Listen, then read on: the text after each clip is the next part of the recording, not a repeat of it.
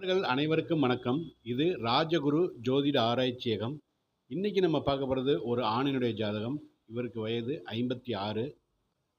இவங்களோட கேள்வி என்னன்னாக்க, நோய் ஏற்பட்டிருக்கு, எப்பொழுது குணமாகும்? இதுதான் இவங்களோட கேள்வி. இந்த ஜாதகரின் ஜாதகத்துல 6ஆம் பாவம் நோயை குறிக்கும். 6ஆம் பாவத்துக்கு சுக்கிரன் உபநட்சத்திரமாகி 8ஆம் பாவத்தையும் இயக்குறார். 6க்கும் 8க்கும் ஒரே உபநட்சத்திரமாகி சுக்கிரன் 8ஐ இயக்குறாரு. அவர் நின்ற நட்சத்திரம் சனி 4, அவன் நின்ற உபநட்சத்திரம் சுக்கிரன் 6, 8. தொடர்புகள் 4, 6, 8. 4ஆம் பாவம் என்பது நோய் நிலையாக இருப்பது, 6ஆம் பாவம் என்பது நோய், 8ஆம் பாவம் என்பது நோயை வளர்க்கக்கூடிய, நோய் வளர்ந்து இருக்கக்கூடிய ஒரு அமைப்பு. சுக்கிரன் என்றாலே கிட்னிக்கு காரகன் சுக்கிரன். அப்போ கிட்னி இவருக்கு பாதிப்படைஞ்சிருக்குது. கிட்னி இவருக்கு ரொம்ப பாதிப்படைஞ்சிருக்குது. அந்த நோய் குணமாகாது. அவங்க அடுத்த கேள்வி கேட்டாங்க, ஆப்ரேஷன் செய்தால் இவருக்கு குணமாகுமா? இவரோட ஜாதகத்தில் பார்த்தோம்னா, ஆப்ரேஷன் செய்யணுன்னாக்கா 8ஆம் பாவம் நல்லா இருக்கணும். 8ஆம் பாவம் நல்லா இருக்கணும். செவ்வாய் பகவான் நல்லா இருக்கணும்.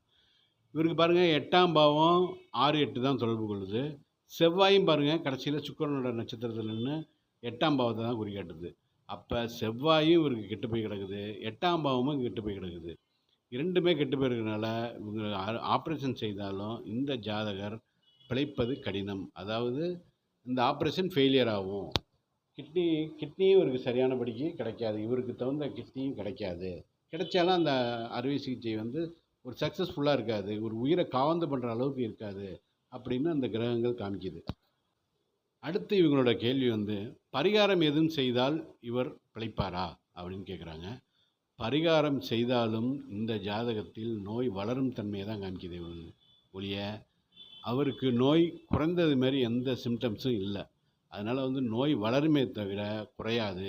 அதனால் பரிகாரம் செய்தாலும் இவருக்கு அந்த நோய் இருந்து கொண்டே தான் இருக்கும். இன்னும் 3 வருட காலங்களுக்கு இவருக்கு அந்த நோய் தொந்தரவுகள் இருக்கும். 3 வருடம் கழித்து இவருக்கு ஒரு உயிர்கண்டம் இருக்கிறது அப்படின்னு சொல்லி இந்த ஜாதகத்தை நிறைவு செய்கிறோம். மீண்டும் அடுத்த பதிவில் சந்திப்போம். இது ராஜகுரு ஜோதிட ஆராய்ச்சியகம். நன்றி, வணக்கம் நண்பர்களே.